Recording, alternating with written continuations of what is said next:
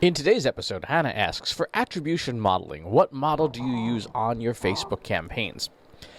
So, Facebook offers substantially similar attribution models as Google Analytics. If you're familiar with the models in Google Analytics, first touch, last touch, linear, time decay, position-based, data-driven, most of these models have a Facebook analog. Facebook's attribution models are, unsurprisingly, all centered around the social network and the advertising that you do on it. They are okay. They tend not to take into account all the other things that their campaigns could be doing, and they tend not to take into account interactions between campaigns outside of Facebook. So just be aware that there are some pretty substantial limitations, especially if you don't have the Facebook analytics pixel set up and properly working on all of your other digital properties. Unsurprisingly, Facebook's attribution models tend to paint Facebook in the best light possible. If you look at how things like the data-driven attribution model works, it only works for Facebook's properties. So Facebook, Instagram, and the campaigns that you run on those platforms. And so, again, you don't really get a very good picture of what is happening.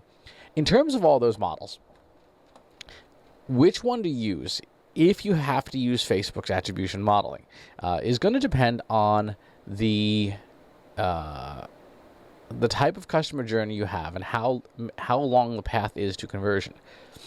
When you look at models like first touch and last touch,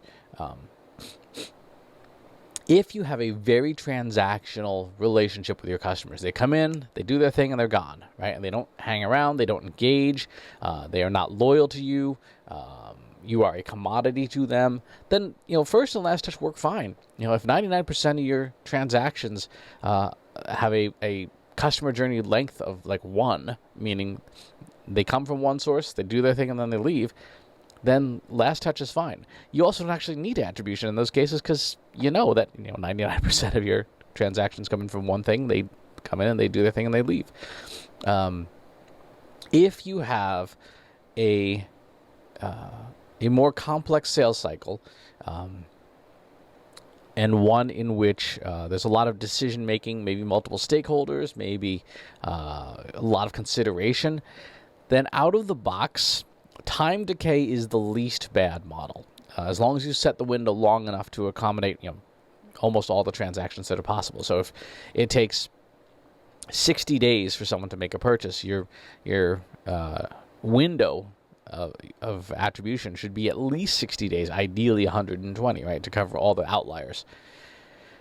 That said, again, Facebook is not going to give you a comprehensive look at how it functions with the rest of your stack. For that, you're better off using Google Analytics attribution models and looking at Facebook's performance in that. You'll want to make sure that you are separating out paid social media traffic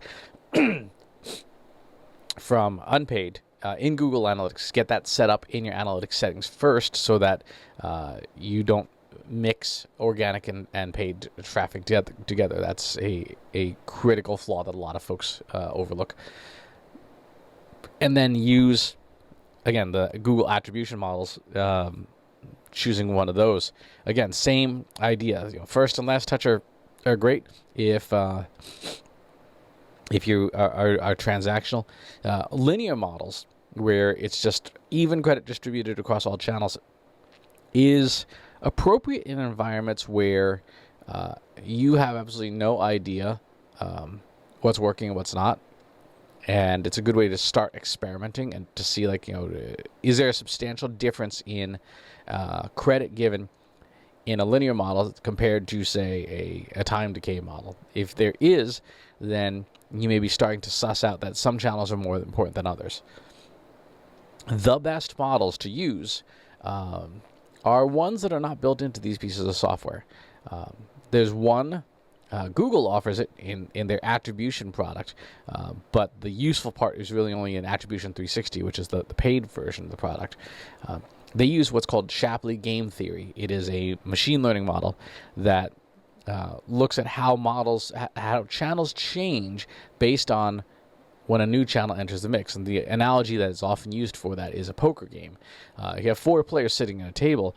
They are all betting certain amounts. And when the 5th player sits down at the table, not only do you look at how the 5th player bets, but you also look to see at the behavior of the other 4 players to see how their behavior changes.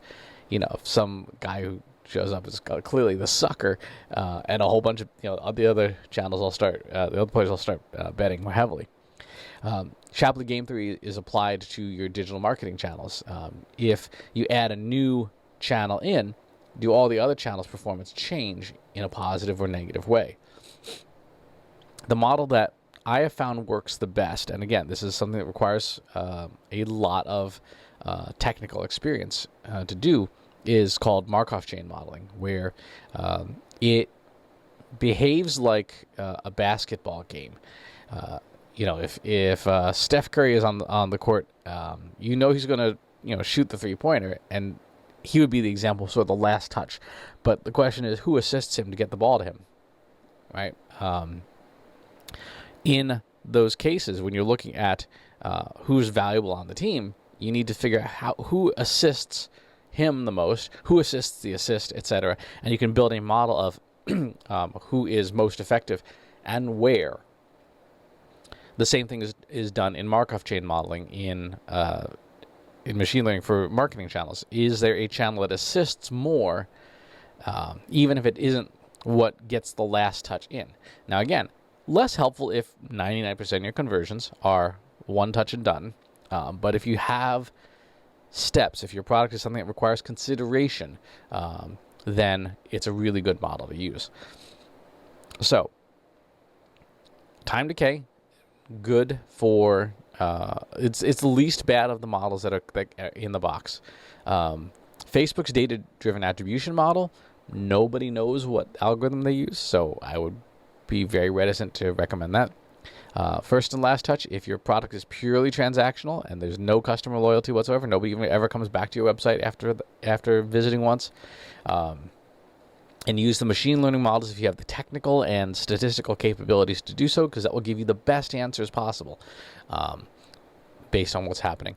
When you can, use Google Analytics instead of Facebook Analytics, and see how it goes. If you have follow-up questions, leave them in the comments box below. Subscribe to the YouTube channel and the newsletter. We'll talk to you soon. Take care.